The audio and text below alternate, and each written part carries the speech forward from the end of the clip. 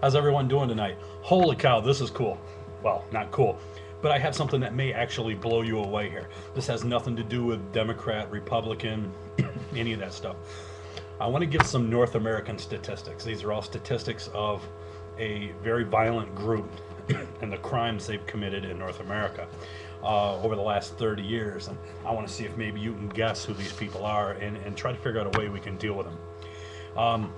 In the last 30 years, they are accountable for 7 murders, 17 attempted murders, 41 bombings, 175 arsons, 96 attempted bombings, 388 invasions or break-ins, 1,389 reports of vandalism. This one blows me away. 100 attacks with muriatic acid. That blows me away. 659 anthrax threats, 175 assault and batteries, 400 death threats, 4 kidnappings, 145 counts of burglary. They've also had 639 bomb threats. Hoaxes of suspicious packages, 143. Now, of that, during this time, there have been over 33,834 people from this group that have been arrested in North America in the last 30 years. Now, are we talking the Crips, the Bloods, Vice Lords? What type of gang are we talking about? Now, first off, if you hear all these numbers, would you want this group stopped?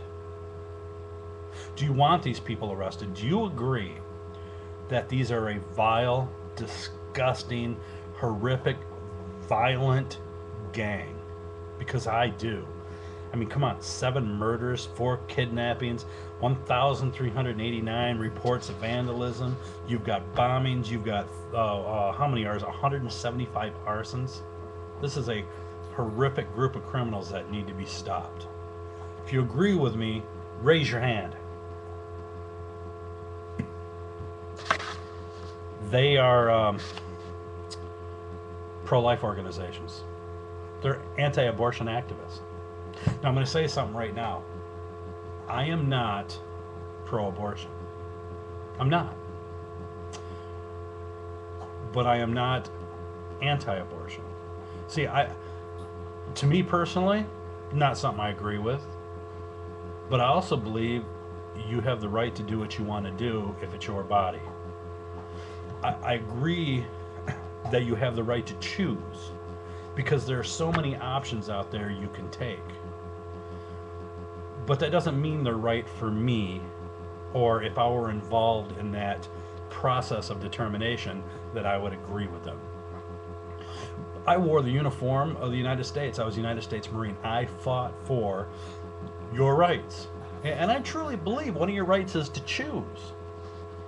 But at what point do we say, no, you don't have the right to choose, and begin killing people, begin bombing clinics, begin setting fires, begin beating people? Why does 100 people need to have acid thrown on them? Now, I don't want this to be, I'm going to stand up and go, oh, everyone's wrong. You have the right. I truly believe the same way these anti-abortion protesters have the right to protest, they certainly do not have the right to do the things that they've done. They don't have the right to commit murders and beat people and throw bombs and acid and kidnap, death threats, vandalism, arson, all of this. You just don't have the right.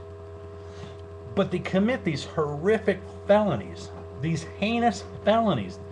They commit them on people who are having an abortion because they feel it's their right. For what reason? Maybe they were raped. Maybe the child they know has issues and they're ill-equipped to take care of it. Maybe they're a little kid and they're not ready to be a parent. There are a bunch of reasons, whether you agree with it or not. And again, I'm not one to say, I'm for abortion, let's cut people up. But I'm for rights. And I'm very much against any criminal wrongdoing because you don't believe otherwise. Now, I pulled up this article I wanted to read a little bit because these are actual letters and notes from doctors around the country. Here's one of them, and I want to read this verbatim. It says, I've done several abortions on women who have regularly picketed my clinics.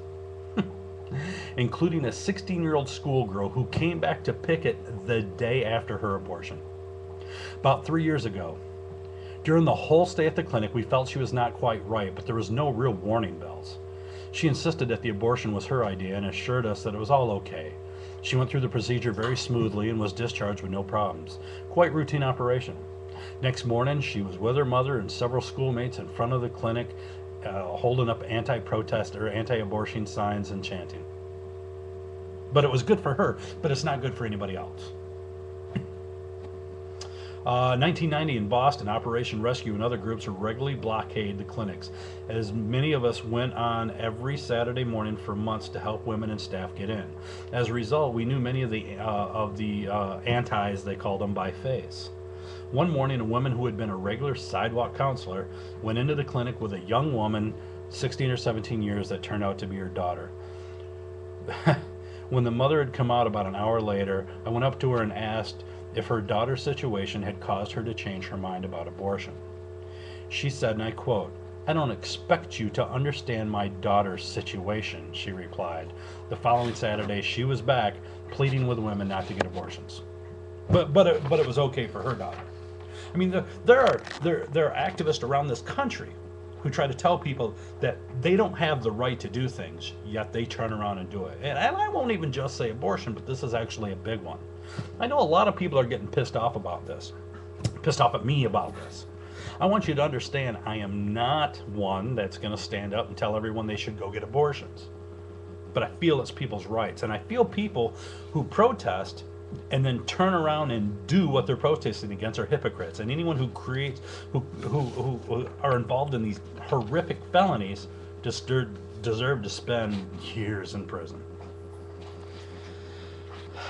We saw women recently who, after 4 attempts and many hours of counseling, both at the hospital and our clinic, finally, calmly, and uneventfully had her abortion.